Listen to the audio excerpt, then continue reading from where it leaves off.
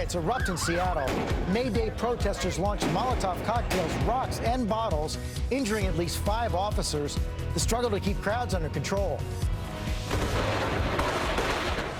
Deadly flash floods drowned the Gulf Coast, tearing roads apart, splitting homes, as reported tornadoes hit the heartland.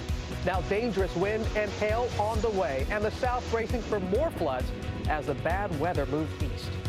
Final push. Donald Trump goes for the knockout in Indiana, looking to sew up the nomination. I mean, the 2 last ones, they're like hanging by their fingertips. They're choking. Don't let me fall. Don't let me fall. As President Obama takes some shots of his own, Obama's drop the mic moment. The Manhattan Cathedral going up in flames just hours after 700 people packed a service. 170 firefighters battling the blaze. What investigators think may have caused this fire. Live in Times Square, this is Good Morning America. Buongiorno, America. Excuse me. A little jet lag. You're back. A little jet. It's good morning. Yeah, good morning. Good morning. What's up? We have a lot of news to get to, some big headlines in the race for the White House, plus a lot of people still talking about the president's remarks over the weekend at the White House Correspondents' Dinner. Obama is out. That was his final line. Drop the mic right there. And, you know, he's getting so good at this, and everybody was a target on Saturday night, even little Prince George. Take a look. Last week, Prince George showed up to our meeting in his bathrobe. That was a slap in the face.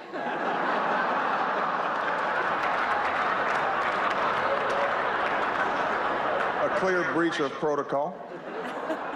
He has got the timing down, and Lara's going to bring the highlights in just a little bit. We're looking forward to that, but first we want to get right to the breaking news overnight. Those violent May Day riots erupting in Seattle. Multiple people arrested after at least 5 officers were injured during clashes with protesters. ABC's Neil Karlinski is in Seattle, has the latest for us. Good morning, Neil. Robin, good morning. It was quite a scene here on the streets of downtown Seattle. You can see this business, one of several that boarded up to protect its property, its windows. Still, it was hit with graffiti. You can see some of the signs that have been left behind by protesters as police and protesters clashed across the city. May Day protests in Seattle turning into a free-for-all. Well, I thought it was going to be a peaceful march, peaceful march, but it didn't turn out to be. Demonstrators hurling rocks, bottles, and Molotov cocktails, injuring at least 5 police officers. We've said all along, we will march around town with people all day long, and once property damage started, we took action. One officer struck by a rock, another injured by a Molotov cocktail, and one bitten. Throughout the early evening, protesters and police pushed and shoved, testing each other's limits. We don't want to hurt anyone! We don't want to hurt anyone! Police dispensing pepper spray, firing rubber bullets at the crowd. Protesters responding with rocks and bottles. May Day is traditionally celebrated throughout the world as a rallying call to improve conditions for workers. But this year's protests also brought its share of anarchists who dressed in black and seemed intent on violence. At this Costco parking lot, officers in riot gear blocked protesters, demanding they disband. Many refused. 9 protesters arrested. Seattle has had some trouble on May Day for years, so police were staged and ready across the downtown area. Otherwise, they feel like this could have been even worse, George. Yeah, it sure could have been. Okay, Neil, thanks very much. The race for the White House now, and tomorrow's vote in Indiana. Donald Trump now saying a win there will make him the GOP nominee. And a new poll shows he's holding a double-digit lead over Ted Cruz. ABC's Tom Yamas here with the latest. Good morning, Tom. George, good morning. A very tough poll for Ted Cruz. He says he's doing everything he can to win Indiana tomorrow, but it may not be enough. Trump's lying Ted label and accusation that he's trying to steal the nomination are attacks Cruz may not be able to shake off. By the way, if we win Indiana, it's over, okay? For Donald Trump, the finish line is near, saying the GOP race for president could end right in Indiana. I knocked out 17 people. I mean, the 2 last ones, they're like hanging by their fingertips. They're choking. Don't let me fall. Don't let me fall. The Trump campaign confident a win in Indiana could crush any hopes of a contested convention. We're only playing to win. And we'll win. We'll get it on the first ballot. and Trump openly mocking Senator Ted Cruz's announcement that Carly Fiorina would be his running mate. Let me choose Carly. Maybe that'll turn it around. But Carly got out. She had zero. When somebody gets out, you had no popularity. It doesn't help, right? And she's a nice woman. Indiana could be a make-or-break state for Cruz. In 51 hours, Indiana will have spoken to the country. Who are we as a nation? A new poll shows Indiana's governor endorsing Cruz, and the announcement of Fiorina on a Cruz ticket has done little to move the needle. Trump up by double digits. On This Week, Cruz taking shots at Trump for fumbling both the names of countries and Bible verses. I am sure you laughed out loud watching Donald Trump's speech on foreign policy where he talked about Tanzania. I'm sorry, I'm not familiar with that country, Tanzania. Maybe that's where 2 Corinthians live. I don't know. And President Obama also poking fun at Trump's foreign policy credentials during his speech at the White House Correspondents' Dinner. They say Donald lacks the foreign policy experience to be president. But in fairness, he has spent years meeting with leaders from around the world. Miss Sweden, Miss Argentina, Miss Azerbaijan. I even saw one of Trump's sons actually laugh at that joke, so it was kind of funny. But to put to rest any notion that Trump is going to tone things down, the billionaire graphically described our relationship with China. In Trump's view, China is, quote, raping our country. So still Not talking scaling tough. back Yeah. at all. Thank you, Tom. Yeah. All right, George. Now to the Democrats. Bernie Sanders and Hillary Clinton in a tight race in Indiana, as Sanders promises a contested convention and asks superdelegates to switch sides and support him. ABC's Cecilia Vega is here, has the latest on all that. Good morning, Cecilia. Robin, good morning to you. These superdelegates are the very Washington establishment Sanders has been campaigning against. He's now hoping they'll come to his side. He acknowledges this is an uphill climb, but Sanders has no intention of giving up this fight. Bernie Sanders in Indiana overnight making a final push in the state he desperately needs to win. Looks to me like South Bend is ready for a political revolution. And now a Hail Mary. The Vermont senator himself issuing a threat that so far only his aides have uttered. The convention will be a contested contest. Sanders is promising a battle at the party's summer convention in Philadelphia, calling on superdelegates in the states he's won to now throw their support for him. Those superdelegates, party leaders who overwhelmingly support Hillary Clinton. And I do not deny it for a second. A tough road to climb, but it is not an impossible road to climb. Here's the reality. Sanders needs to win 92% of all remaining delegates. Clinton's math, the exact opposite. She's already 91% of the way to clinching the nomination. Feeling so confident, she now has her sights set on a completely different opponent. We cannot let Barack Obama's legacy fall into Donald Trump's hands. Now, Indiana's big vote is tomorrow, as we all know, but Clinton will be campaigning in Ohio, a stark contrast to Sanders at this point, whose campaign saw a drop in fundraising last month. He laid off hundreds of staffers. George, you heard him. He is not giving up this fight, though. No, he's not, Cecilia. Thanks very much. Let's go to John Carl for more on this. And, John, let's start out with the Democrats and Bernie Sanders, kind of an idiosyncratic definition of contested convention. Yeah, and a really steep climb here, George. He's talking about trying to get all those superdelegates, those party insiders who are from states that he won overwhelmingly to vote for him. Almost none of them are. And, George, if you look at where things stand right now for Bernie Sanders, he is within the margin of error in Indiana, so he has a chance of winning in Indiana. But to give you an idea of how tough it would be for him to get a majority of even the pledged delegates, he would need to win all of the remaining states by an average of 30 points to get a lead even among the pledged delegates if you take out the superdelegates. And John, on the Republican side, Donald Trump's saying that if he wins tomorrow, he's the presumptive nominee, and he does have a point. He sure does. Trump is got a huge lead. Indiana, 57 delegates at stake. If he wins anywhere near by the margin you saw, the double-digit lead he has in the latest poll, he can win all of the delegates in Indiana. As you see, he's got nearly 1,000, only 239 to go. Indiana really is the last stand, not just for Ted Cruz, but for any Republican that is hoping to stop Donald Trump from getting the nomination. Which is why they poured so much into it. Okay, John Carl, thanks very much. That's true, George. Now to that devastating and deadly flooding along the Gulf Coast, tearing roads apart, battling and splitting homes. Now warnings that more flooding could be on the way. Rob Marciano is here, has the latest for us. Good morning, Rob. Good morning, Rob. And yeah, more rain on the way. And now we have a severe thunderstorm watch that's posted for parts of eastern Texas, Louisiana, and up through parts of southern Arkansas. This following what was beyond a weekend washout.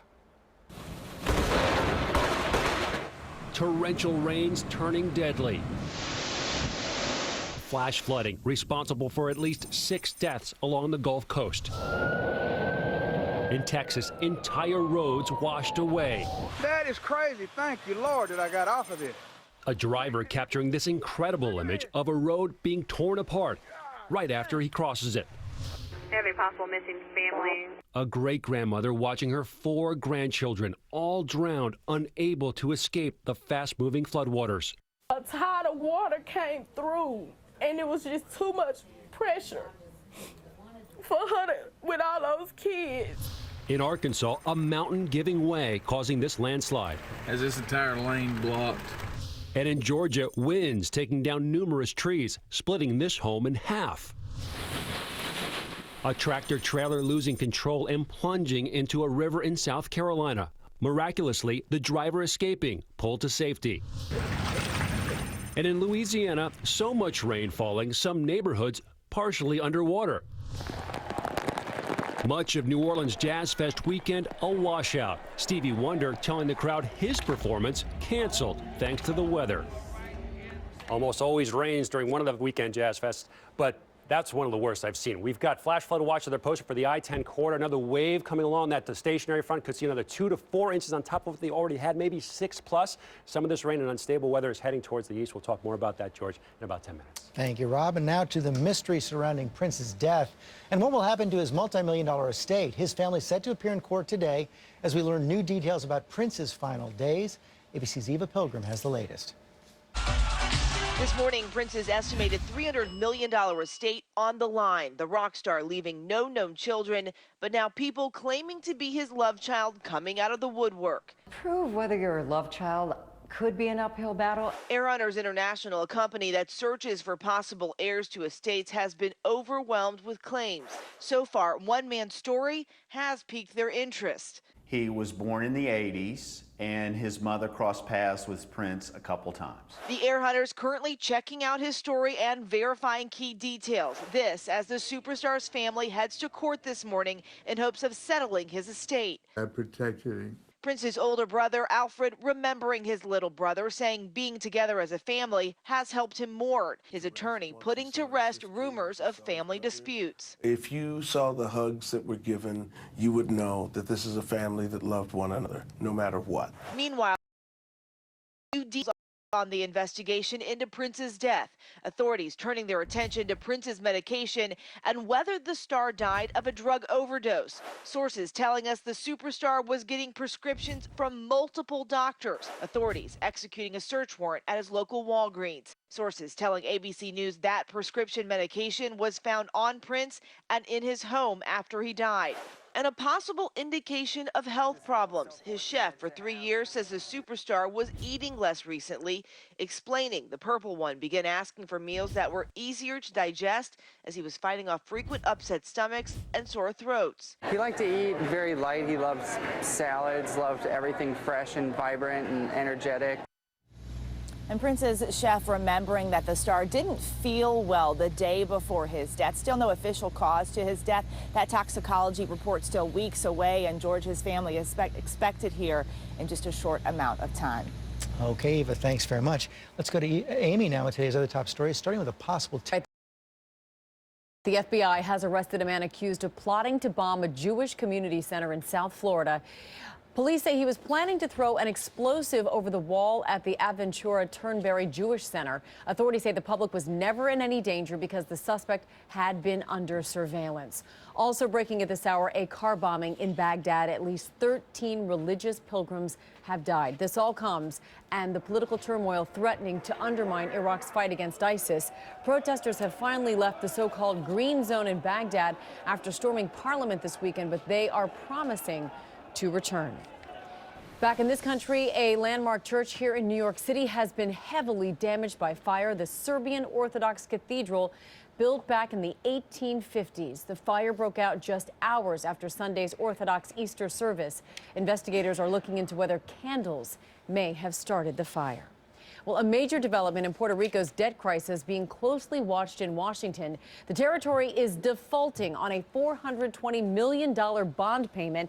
The governor says providing essential services is more important. And finally, an unexpected guest at an apartment building in Colorado. Emergency crews responded to reports of a bear rummaging through a refrigerator in a second-floor apartment. Can you? Come on, come on. See, they're politely asking him to leave, and boom, there he goes, tearing out the door, dashing down. But if you can hear the firefighters, they're laughing. It's like, here, kitty, kitty, kitty, kitty, kitty. I don't know if that would have been my response, but it all turned out well. He's back in the wild. No one harmed. No one harmed. All right. Phew. Yeah. We have that big announcement from the first family. Malia Obama is set to attend Harvard when she graduates, but she'll take a gap year, first waiting 1 year after she graduates high school.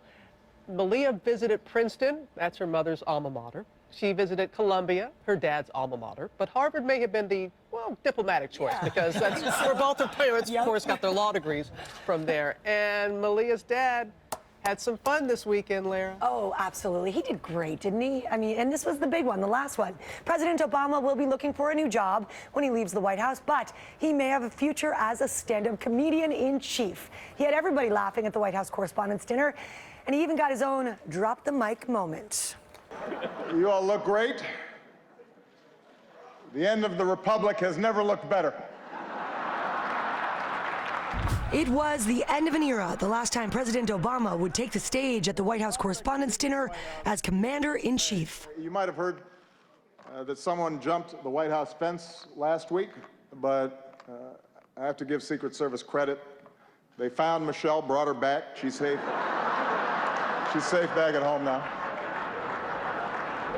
Doing a little roasting of his own. GOP Chairman Reince Priebus is here as well. Yes, the Republican Party, the nomination process, it's all going great. Keep it up. And giving us a glimpse of what's next. If this material works well, I'm gonna use it at Goldman Sachs next year. Earn me some serious Tubmans. Until then, Obama out. Well done.